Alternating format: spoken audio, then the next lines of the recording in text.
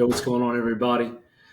I'm Jake Thomas. Welcome to another episode of Sick, Scared, and Stupid, a podcast geared towards keeping you happy, healthy, and wealthy by not being sick, scared, and stupid. And today, I'm really excited to bring you a guest that's a friend of mine. I say that a lot. I'm certainly having a lot of friends on this show, but I'm lucky enough to have people that I can call friends. And this is definitely a guy that's at the top of that list. Brad Dunn. You might know him as Reliant Fitness online. Brad and I met about a year and a half ago at an event in California where Brad's originally from. And we were both kind of just starting off with scaling our brands and getting into the coaching space more formally. Have been doing things a little bit on the side already, but we're really trying to take the plunge and commit to it. Brad grew up in California, being a gearhead, a motorcycle rider, all things California. And we were just talking about his still being able to snowboard after having been off the board for like 2 years and just was rocking it in like Tahoe the other day with his family in the terrain park, making, tabletops and rails look easy like he still has it because he does.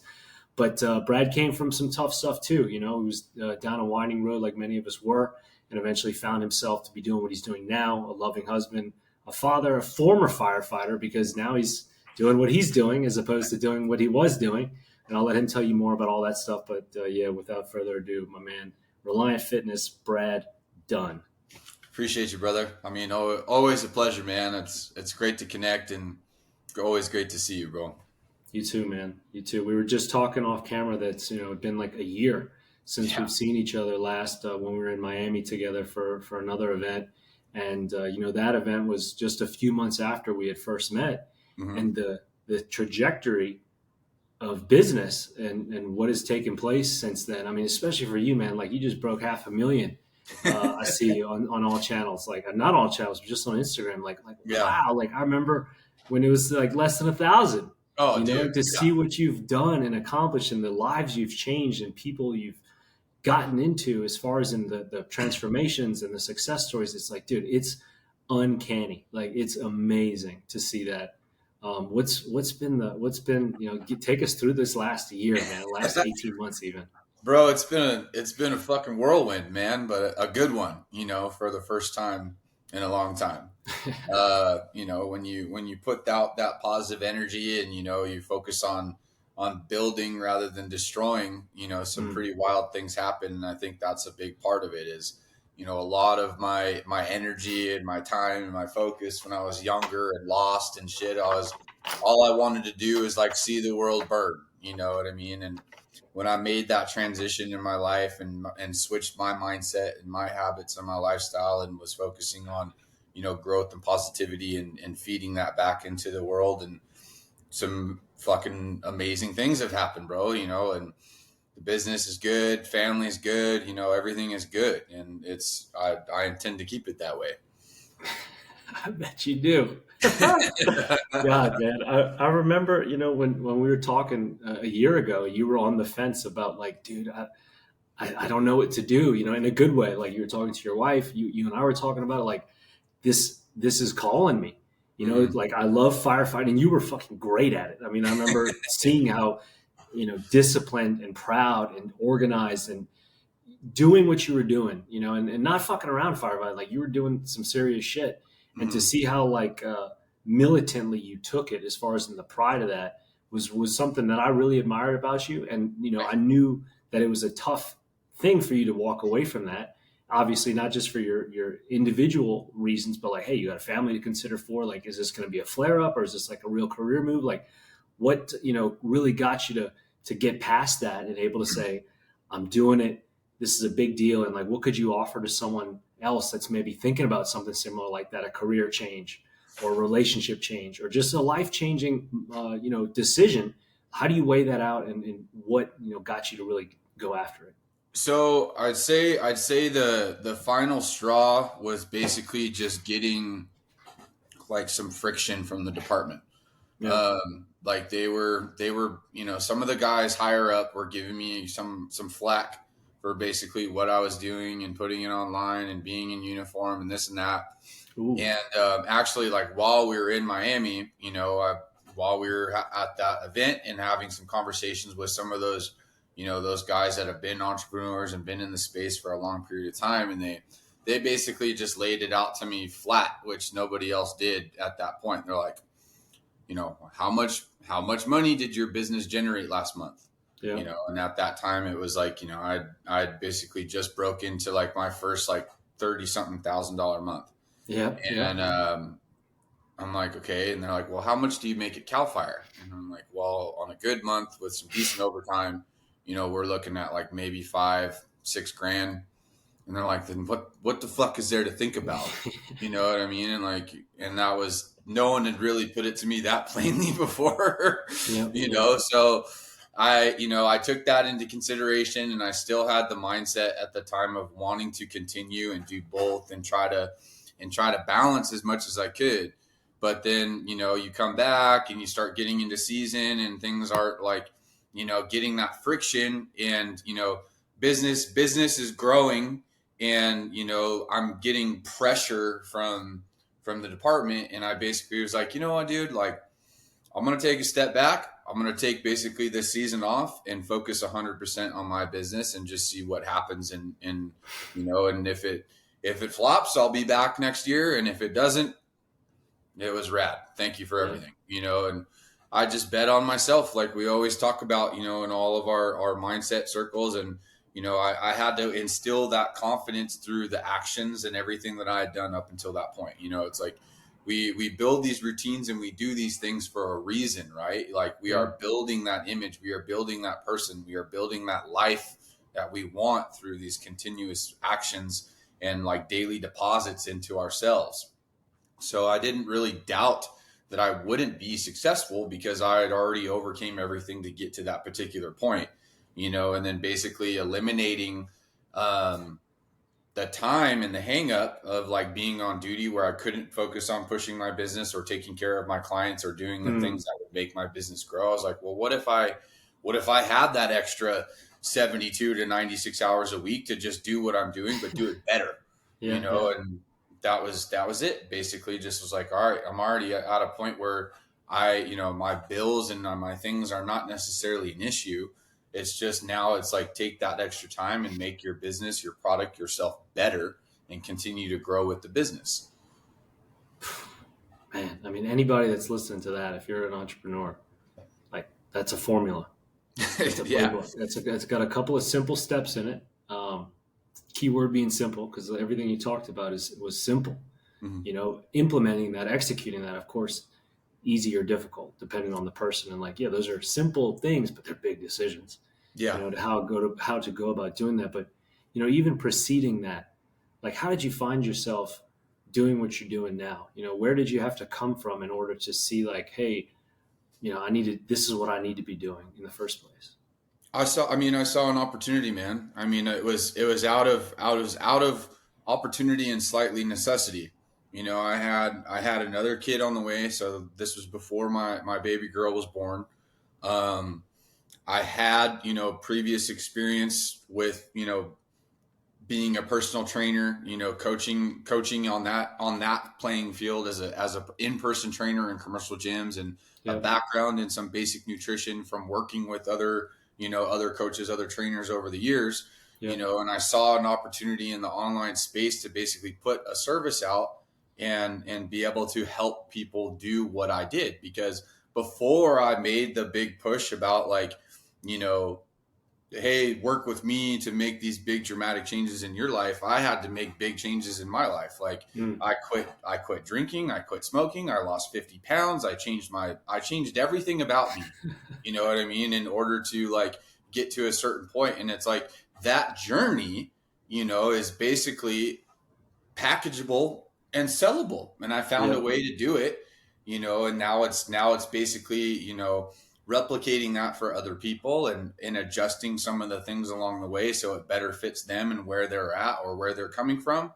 And, and it's just that ongoing process of, hey, these, A, B, C, D, X, Y, Z, work for me, and let me basically put it into a digestible, applicable format that's simple to use. As long as you remain consistent, you will get to where you want to go, and that's basically it, So you talked about, losing 50 pounds, quitting drinking, quitting smoking, essentially abandoning the person you were to embrace the person you are, which I don't think is like, becoming someone else. It's like, this is who you really are, Yeah. like this is who we really are. Like the people we were and similar, pasts and backgrounds that we share and talk about things like we say that's who we were and that we had to kill those guys to become, the ones we were kind of born to be. But it's like, maybe this is really, really, really who we were. But for you to shed that, to stop drinking, to stop smoking, stop fighting, to lose the 50 pounds. I mean, like, what kind of empathy does that give you now, in working with other people that are like sharing similar struggles or coming from similar backgrounds? Like, how do you relate to them and how do you kind of convey that to say like, hey, look, if I can do it, you can do it. Or like, I'm coming from a place like, I understand you, man. Like, just being empathetic. Yeah, no, and that's just it. I mean, I do understand and I can relate because I was that person, like I was the person that was struggling with those things. I woke up and I was like, the fuck happened to my life? Like, why do I look this way? Why do I feel this way? And, oh yeah, it's all a direct relation of my actions over the past 5 or 10 years, my daily habits. And, when people, when they want to commit to themselves and they want to change, it's like, great, let's fucking do it. I can get you there. Like I went through it. I know what it takes. I'm not just selling you some fucking magic pill. Yeah, This is a lifestyle change. And that's just it, is we're going to change your lifestyle. And it's not some quick fix. It's not some 6-week bikini body program. We're peeling back the layers and we're figuring out what the fuck is really going on and where you're struggling and how to build off of a solid foundation. And the only thing that makes me not empathetic anymore is when people make excuses. I'm sure you deal with it too. You hear it all the time. Well, I can't do that, or it's too hard, or I don't have the money, I don't have the time. It's like, bro, shut the fuck up. Like, if you want it bad enough, like if you are really dedicated to changing your life and wanting to like see this person come into like full fruition, then you're going to have to suffer a little bit. It's going to be uncomfortable. Yeah. And that's the reason so many people get hung up, is because they're not willing to suffer, because there is a degree of suffering that goes along with it. God, I laugh. I was talking to a friend earlier about, the things that we do when we really want to. There's nothing that stops a human being from doing something that really, really, really wants to do. I mean, you want to kill somebody, you can go fucking do it. Like, you're going to face the music, but like you can do it. Mm-hmm. We have relationships across the planet with each other. Yeah. If it promises even an inkling of sexual intimacy, like, oh dude, like, I don't care. Like, I get up at 3:00 in the morning to talk to her. She's 12 hours ahead of me. And hopefully I'll get to hit it one day. And like we do guys especially, right? Like we will do anything to make it happen. And we've been there, like wasted 5 fucking in the morning, like driving, like, oh, I'll drive there, babe. Like, it's okay. Like, I don't give a fuck. I'm wasted. I'll drive 4 hours, like we'll do whatever it takes to get what we want, to do the things that we really want to do. And the way you kind of said all that is like, yeah, man, like most people have the desire, or they think they do. Mm-hmm. But when it comes down to having the determination or what's required to get that done, is where the separation takes place, I think, Yeah. And like for you, what was the first domino to fall, between the drinking, the smoking, this or that, how you're eating, how you were living? Like, what was the first kind of like thing for you that, all right, we're going to start here? Or were you just like, everybody's got to go, and then how do you deal with that or help other people navigate that too? Well, honestly, like the very first thing I realized was I need to change. And I know this might even sound backwards for some people, but I was like, I need to change my fucking eating habits. You know what I mean? Like, and that saying that, like what a kid in yoga pants, and I think what the third one, don't lie. Like, basically one of my nephews was like, you're fucking fat. And I'm like, fuck you little shit. But he was right. Like I had gotten to a point where I was like soft and fucking comfortable and packed on some weight. Yeah. And, that like kind of rocked my world in a weird way. And I'm like, all right, let's make some changes, and I've always been like a fucking garbage disposal when it comes with food, like, bro, like I'm sure you've seen it. Like, I had to shift gears into like the things that were like better for me and healthy for me. Yeah. And I came across, Paul Saladino Oh online, yeah. Oh yeah. and basically adapted, kind of like a big part of the way he's eating, animal based, a lot Yeah. of beef products, fresh fruit, Yeah. honey, all that stuff. And I basically did that for, a substantial period of time. And that was the initial big move, like where things like started to click. I was like losing weight, feeling better, energy was back up, body was feeling good. Mm. And then I basically committed to Wes's program because I was like, Yeah. I saw like a couple of these guys that I knew personally, like get featured on his page with transformations. Nice. And I'm like, well, I went to fucking high school with both those dudes. So like, I know this isn't fake. Like, Yeah. Yeah. like I know this isn't edited because I literally was like, what's up with this? Like called them like, and they're like, oh dude, it's great. Like fucking hop on. And I had worked with other trainers and coaches and ran other programs before, but it was never something that was like that as structured as it was per se. Yeah. So I really liked that, and not like I committed myself to doing it. And it's not like it was anything I didn't know, but it was like I submitted to the process. Yeah. You know what I mean? Yeah. Like I mentally just was like, I'm taking all the reins off and just going with whatever's in this. You know what I mean? And as soon as I started to really see some big changes, physically, mentally from the food, like once again, food and workouts and stuff like that, I saw that like even weekend drinking wasn't going to fit in the equation because I would drink, Friday, Saturday night, chill Sunday. And then like, I felt like shit, like Monday, Tuesday, Wednesday. And I'm like, dude, if I really am going to want to acquire the results that I want from this, there's no room for alcohol in here anymore. Because like much like junk food, like I could never just have one fucking drink. It was that level of self-control and discipline like didn't exist as soon as I was like inebriated with alcohol or even sometimes like with sugar. So it's like it's got to go. And as soon as I made that decision to basically drinking's in the back, it's not something, I've already experienced everything that's gone along with it. Like there's nothing new and shiny that's going to come through this time if I fucking hammer down a handle or, drink a 30 pack. Like I've fucking been there, done that, so it's like, well, what happens if I go 2, 3, 4, or 5 months without drinking? I've never done that. I've never done that. Like, and that was it. Like I just I gained so much positive momentum, physically and mentally in that short period of time by just removing some of those items from my life and focusing on, forward motion instead of just like, let's do the same old shit we've always done. Like, like hang out all week, go to work, weekend comes around, go drink at a buddy's house, rinse, lather, repeat. It's like I got around new people, develop new friendships, develop new habits. And like that combination, just like I saw and I felt how powerful it was. And I was just like, what if I never stop?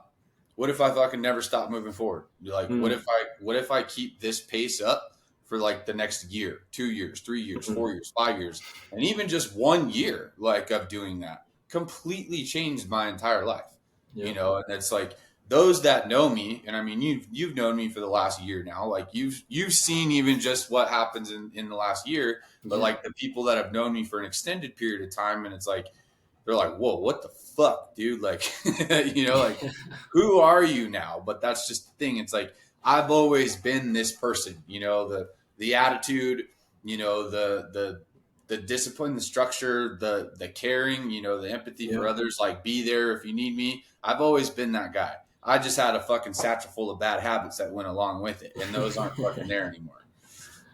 God, dude, people ask so often, like, what's the playbook? What's the step? Like, you just fucking laid it out, like step by step, as simple as it could be. Like, this is how I was feeling. This is what I did. This is what happened as a result of that. Mm-hmm. And, it's easy from the cheap seats or for the armchair quarterback to go, well, yeah, dude, it's easy when you quit drinking. Well, no fucking shit. Yeah. Like, is that a bad thing? Like, You know? fucking hell, right? Like, and it's not to demonize or criticize the world, but it's like when somebody goes, man, Brett, how'd you do it? And you go, I did this, I stopped doing this, I stopped going there, hanging out. Like, here's the list. Oh Yeah. man, well, like, I don't know if I really want to do that. Like, then why are you That's asking me about success? that's just it. Well, because everybody wants the easy route, bro, and there's really no easy route here. It's Yeah. just, you commit to something, and as you get closer and closer and closer to that something, that goal, you develop that momentum. And some people thrive off of that momentum. They see it, they feel it. Yeah. And then other people, they're not all in. They're still fucking off. They're doing, like David Goggins said perfectly, the part-time savage. That's who I was. I was the part-time savage, dude. I was fucking doing great Monday through Thursday, then fuck all Friday, Saturday, Sunday. You know what I mean? Yep. And then I was like, what if I stopped wasting those days and use those days to get ahead instead of falling behind? And that was basically the mentality I had to adapt. And these people, that aren't going to commit, that aren't going to experience that, are the people who aren't willing to give those things up. They aren't willing to put those relationships on hold. They aren't willing to walk away from those things because that's all they know. And that some of them, that's all they have. And that's the fucked up part, is like so many of us, these relationships we thought we had, right? These friends that were our boys, our homies, we do whatever for you. Those relationships are built off substance. Like, you know what I mean? Like, you want to fucking find out who your friends really are? Like, get in shape, start a business, become successful, and see who's still standing around. You know what I mean? Like, and that was a big thing. Like, I just was in a position where I'd already kind of slightly like self-isolated. Like, I was living out in the country. A couple of my close buddies had lived close by, like moved away. So it's like, I'm going to just take this fucking time and focus 100% on myself, and not everybody necessarily has that privilege, I guess, but everybody's capable of doing it. You know what I mean? I just had to remove myself from that scene, the bar scene, the drinking scene, going barbecuing and drinking on the back porch after work. It's like, it was just like, I just had to blow it out the back of my brain and just be like, it doesn't exist for you anymore.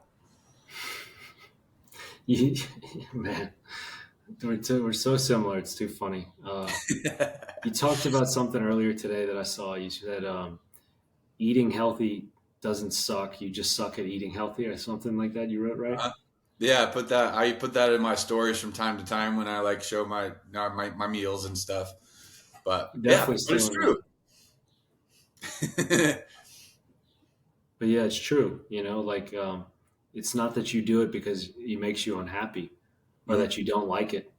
Like you don't do what you do in the morning and show people your routine like the way you do and how you're stretching and meditating and, your morning mantras that you're, just the system, the process, like what you follow, that flow. Like, I know you're not doing it because you're just like, fuck, I got to do this. Like, and I've seen you do it, 3:00 in the morning when we're in Miami, and like you're getting up and we're doing our things, next to each other, or even when we're in California, we're doing our things next to each other. It's like people think like, God, you guys do that shit because you're just trying to put out content, or like, it's like, no, dude, it's like, because we need this shit.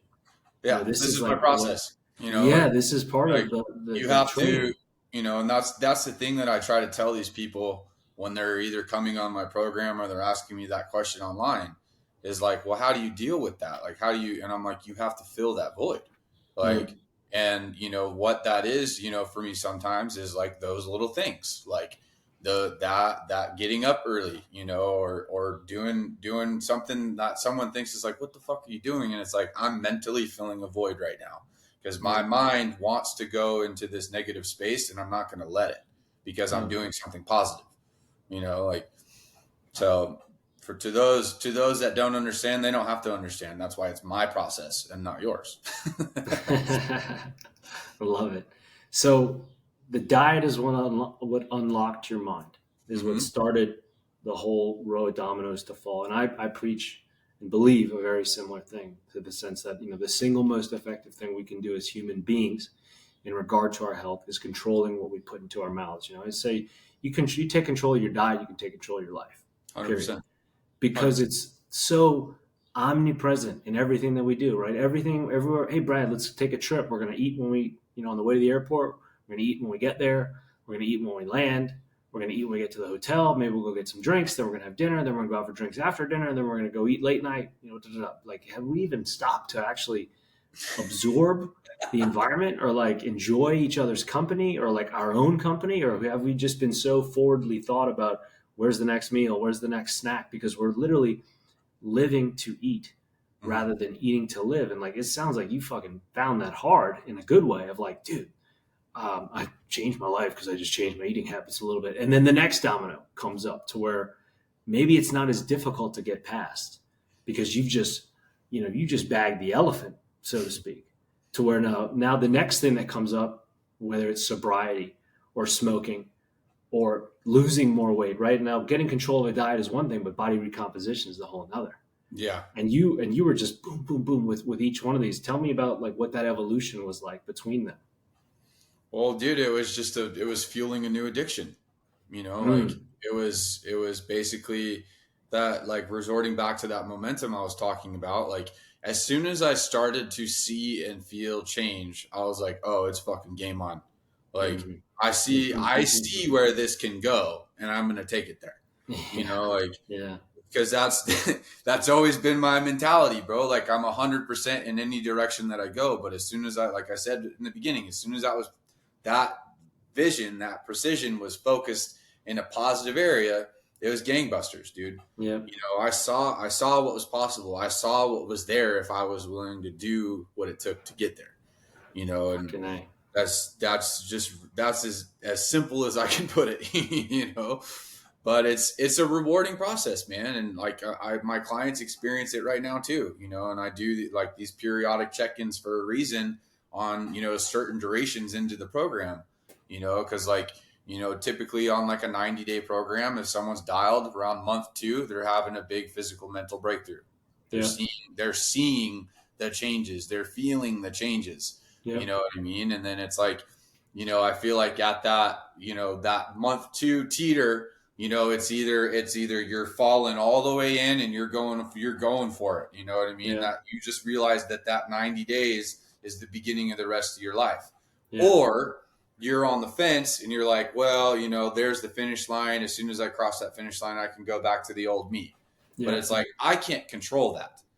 That's 100% up to the client. But all I can do is encourage them to continue to push. You know what I mean? And those that want change will find change. And those that want to go back to comfort will go back to comfort, True. God, so true, man. And speaking of your clients, like here's another page from a book that you're writing is growth, is scale. For people that are entrepreneurs, people that live in the digital space, they work in e-commerce, they're trying to, grow their brands online.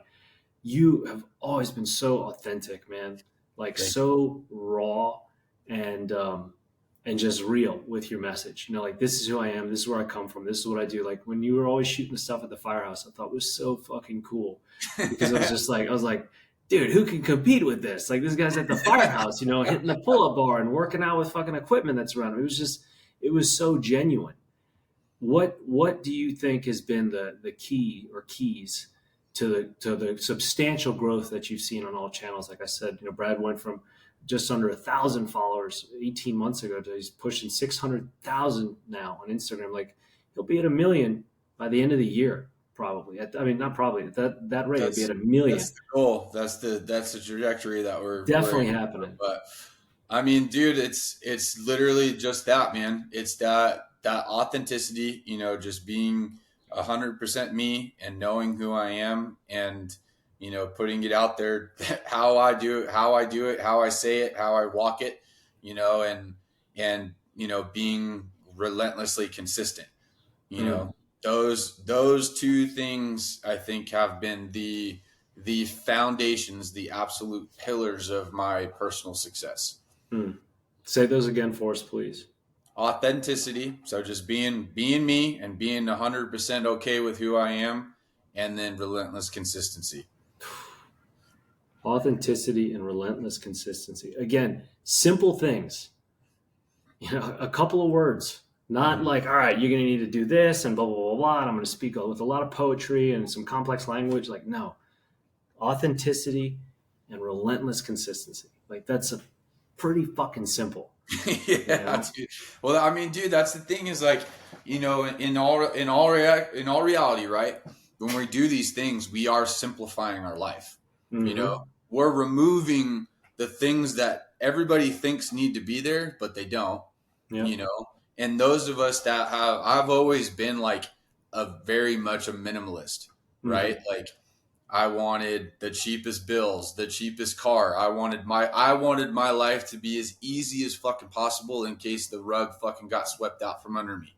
Yeah. You know what I mean? And I still maintain a little bit of that. Like I've always been like frugal and simple. But now it's like I don't have to, but even though it's like I still like to keep my shit simple. It's like Yeah. don't overcomplicate things that need to don't need to be complicated. Right. Right. Like life isn't that hard. Happiness isn't hard to find. It's just people have this big giant fucking dream book picture of what it's supposed to look like, and I'm like, no, this is happiness for me. Like I have a successful business, and even before I had a successful business, I was happy because I have a beautiful family. I'm happy with who I am. I'm confident in my skin, and whether whether or not those motherfuckers on Instagram want to like my shit or not, like I'm still doing it. Like I don't. We could set the clock back to zero, and I would still do the same things I do today. Because that's the thing is I was doing these things when nobody was watching. And people want to remark, "Oh, you're just doing that for Instagram. You're just doing that for Instagram." I'm like, motherfucker, I was doing this before anybody was watching. It's just it is what it is, bro. Authenticity and relentless consistency. Fucking awesome. Yes, I'm glad you talked about family too, man. Because Brad, you don't understand. I work and I've got kids and my family, my wife. Like I don't have the time, and I just don't know if I'll be able to do it. And like, how do you get it done? I don't understand. I can't, Brad. I just can't do it. How do you not will someone to do that? But like, you and I both hear that a lot from people. And Yeah. I always say to people like, dude, it doesn't matter who you are, what your obligations are like. The time is there for all of us. Mm-hmm. It might not be where you want it to be. It might not be how or under the environment you're hoping for, the perfect, set of circumstances. But, that's got to be a big takeaway for people out there, whether it's, juggling careers, juggling kids, literally different relationships, obligations, commitments, whatever. Like, how do you talk to those people? How do you listen? How do you offer, insight for someone in the modern world, the modern American that's strung out, that's stressed, that's in financial distress, that's probably in debt, that maybe they really believe they can't afford you. They want to, clearly they've got a desire, but like they just feel like they're up against the grain. How do you tap into that psyche? Well, I mean, I kind of just try to tell them exactly where I came from because I had all those same things up against me when I was making a big push in this whole thing. Like I said, I did this out of necessity. Like this was a side hustle for me to generate extra income because I had a kid on the way, and the fire job I had wasn't exactly covering it all. Yeah. But that like. I'm like the people that have their back against the wall, so to speak. I tell them, well, at least you have something to push off of. There's only one direction, and that's off the fucking wall, homie. Like, let's go. And it's just that. It's like shit or get off the pot, man. Like you don't necessarily have to take it to the extreme that I did or that I do, but you need to do something. Like, do you need to get up at fucking 3 a.m. and train 6 days a week? No, but you should probably get up earlier and aim to train 3 or 4 times a week or something. Change your eating habits. Like this. Start small. And develop that momentum, and the next step will make sense, as you start to put those things into alignment, but I just, like I said, I try to tell them exactly where I came from. I'm like, look, bro, I was working an average of 96 hours a week at the firehouse.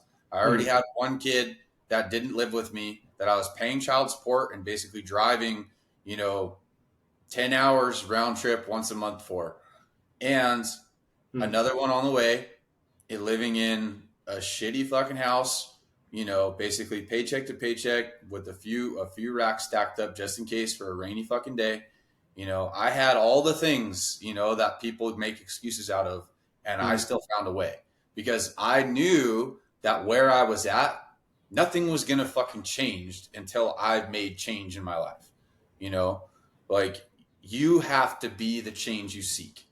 So I started with me, like, you know, like that version of me wasn't going to be accepting of all the wonderful gifts that the universe and God has to offer, because I was basically a fucking piece of shit, dude. I was half-assing it, you know, but as soon as I started clicking my ass into gear and taking things seriously and like taking this life for what it is, like, and having my best intentions put forth, like not even about money, not even about fame. Like I literally, like I found a way that like, things that changed my life, and it's like, let me help you do it. You know, like, yes, it is an investment, it is a commitment, but I mean, for what you stand to gain, it's nothing, dude. It's drops in the bucket. You know, I tell people all the time, still to this day, I'm like, dude, my program, like if you broke it down to a day-to-day expense, it's less than you probably paid for lunch.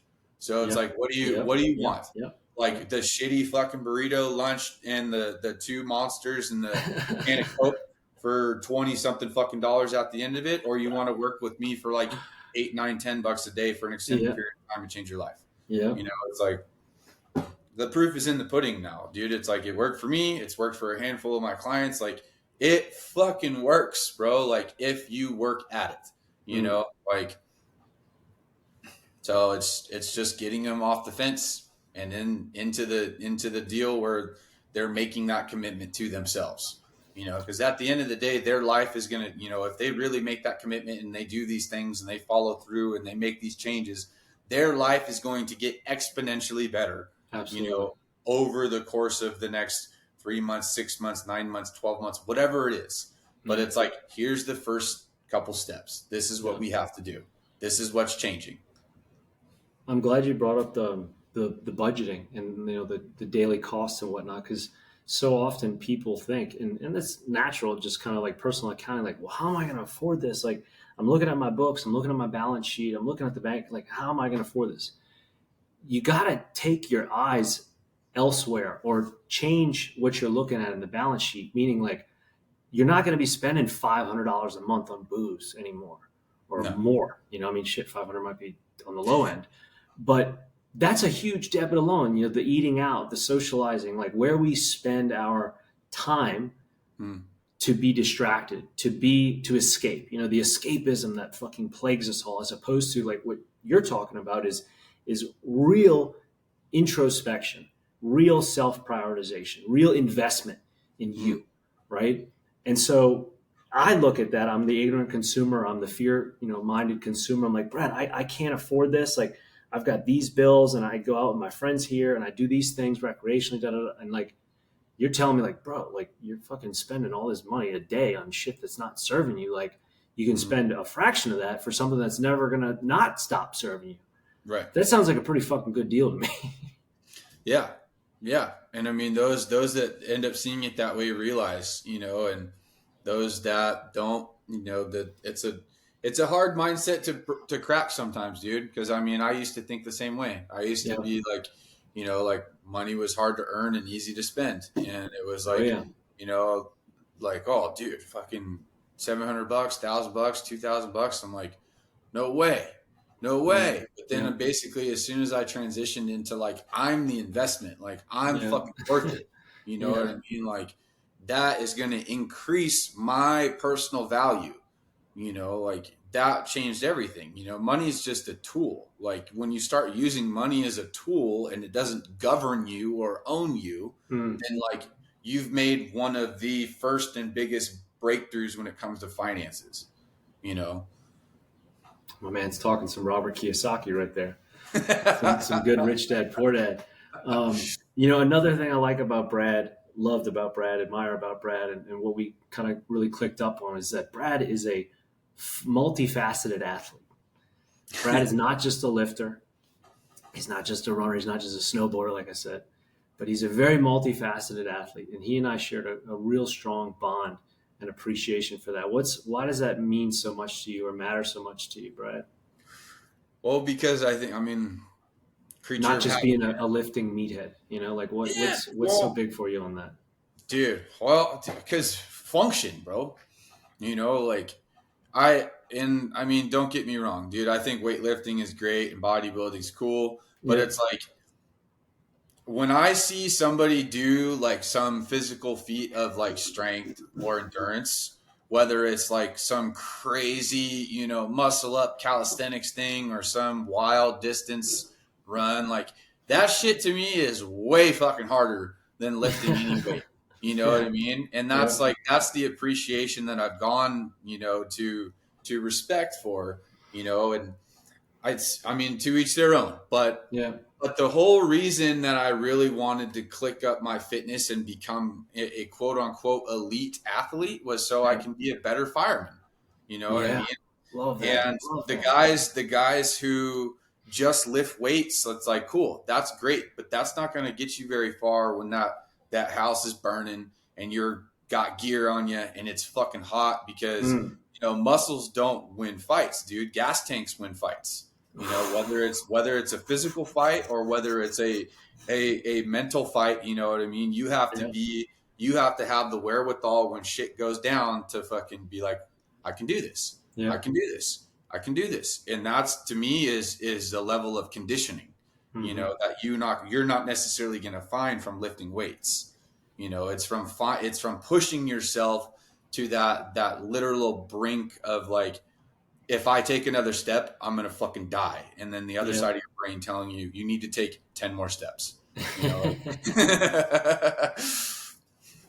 God, that's like when we got caught on the pull up bars in Miami. Oh God, I was laughing. I saw that fucking trap coming from the start.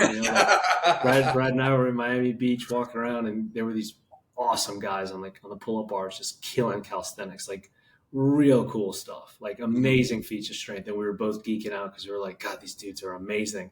And sure enough, not a few seconds later, you guys want to get on the bars and like do something? I'm like, no, like don't. Like, it's a trap. It's a trap. This is a setup. We're gonna look so stupid, but we did it, man. And had fun, and like it was humbling as all hell doing Oh yeah. some of the movement, or trying to do some of the movements they were suggesting. But like right there with you, man. Like huge admiration for that, because I just think it's like an art form, Yeah. and to see what people are able to do with their bodies. But what you said about firefighting, it's like you're talking about utility for need, like nothing aesthetic about that. That's just, I mean, you're talking about being able to save your life or somebody else's.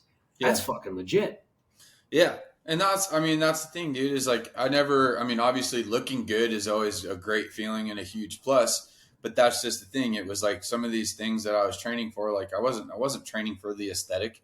I was training to be a fucking a weapon in a sense. You know what I mean? Like I wanted to lift, run, drag, carry, pull, fucking anything and everything, and it meant, like you said, at the end of the day, it meant my life or my partner's life to some degree. So it's like, train for that, train for worst case scenario.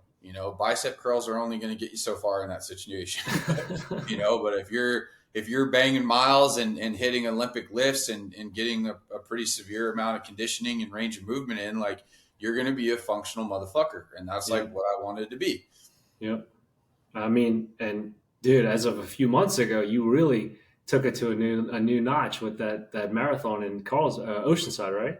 Yeah. Carlsbad Marathon. Carlsbad. Yeah. That was, yeah, dude, that was fun, man. And I'm glad it went the way it did, because I trained fucking hard for that. Would you run? You ran 3:30 or right under 3:30 or something like that? 3:31:52, I think, was my official time. First marathon too, right? First marathon. Fucking outstanding. I mean, for anybody that doesn't know what that is like a 3:30 is fucking moving in the marathon, okay? Most people try best to finish their first one in like under 5 hours. Just to finish. I mean, like we all have different marathons and different, levels of difficulty, but like, finishing under 5 is what a lot of people, it's a very common number. Finishing under 4, it's like, all right, I'm feeling a little more strong. And like, dude, 3:30 is like, is fucking fantastic. And Brad and I actually both ran marathons the same day. Oddly, I didn't even know it. Dude. And both had good news. We're both stoked about it, but like, dude, huge testament to everything you just laid out as far as in being functional, being diverse, being, malleable and adaptable and all that, because that's really putting it to the test. And at the same time, you really, put your own mettle to the test and said, like, I'm going to put myself out there. I'm going to train hard for this. It's outside of my comfort zone. I have never done it before, but I'm going to train hard. I'm going to apply my principles, what I teach, and exude it on this fucking race course. And then it's also like, it's the pressure of performance.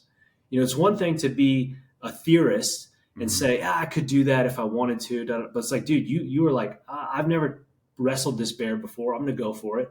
And I'm going to put myself out there. And like, dude, fucking bravo. But that's pressure too, no?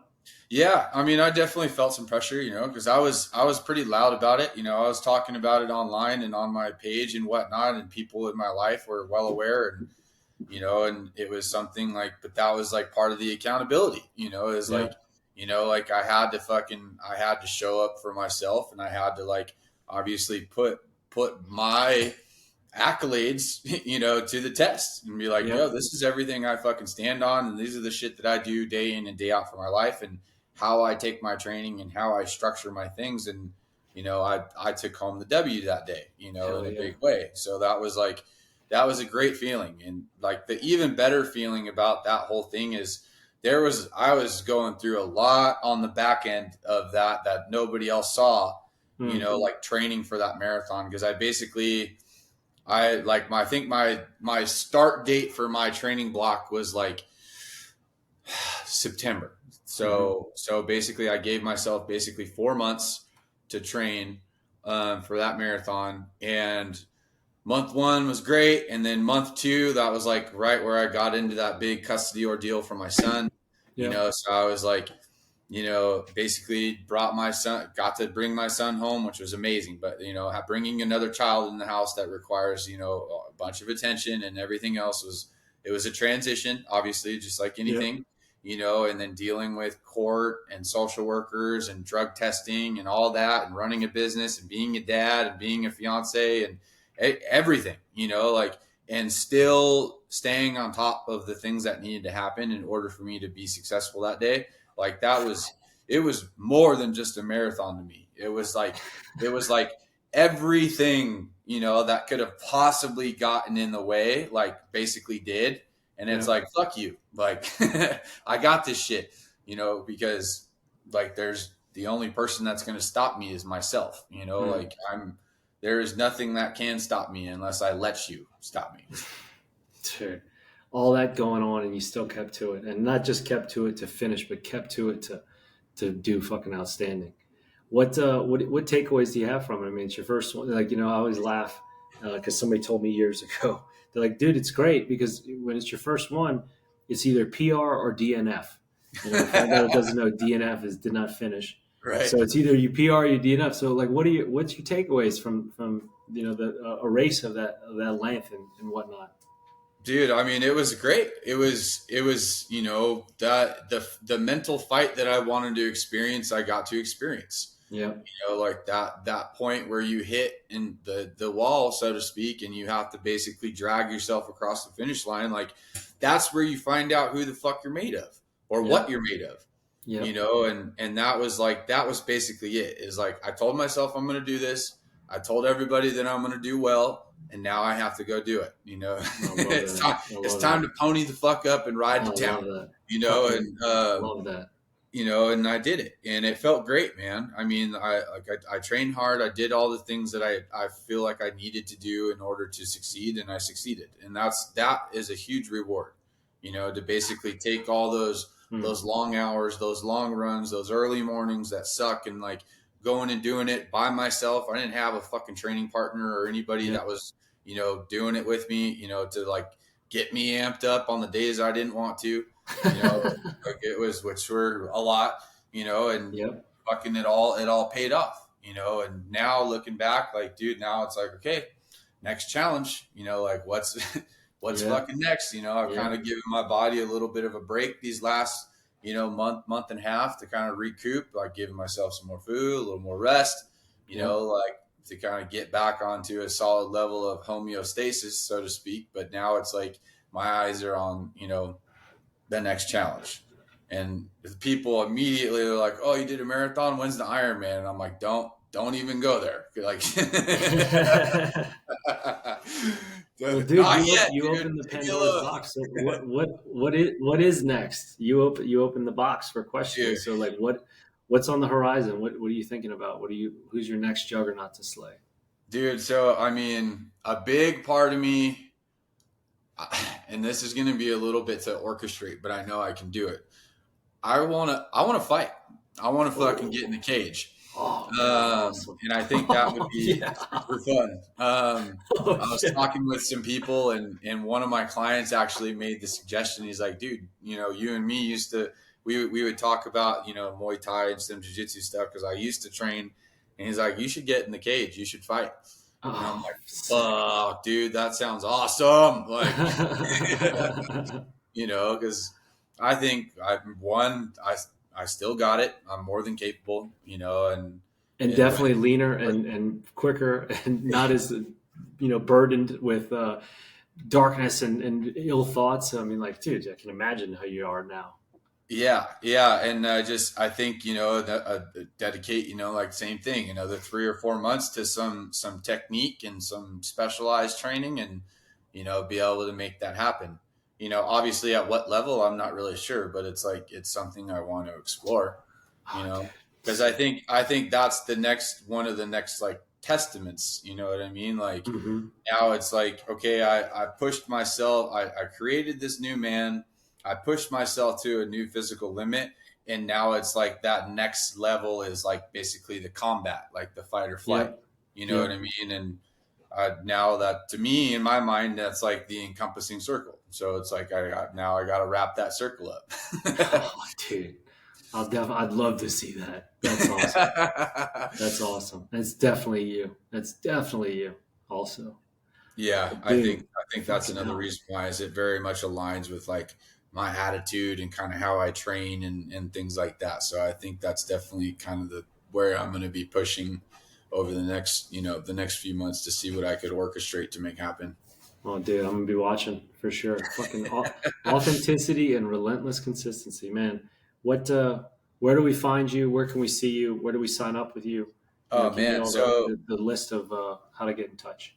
Obviously the powerhouse platform for me is Instagram. So reliant.fitness, TikTok reliant.fit, and then YouTube is Reliant Fitness as well. I need to get a little bit more active on there, and then I just made a website that I'm still kind of working on, but reliantfitness.net.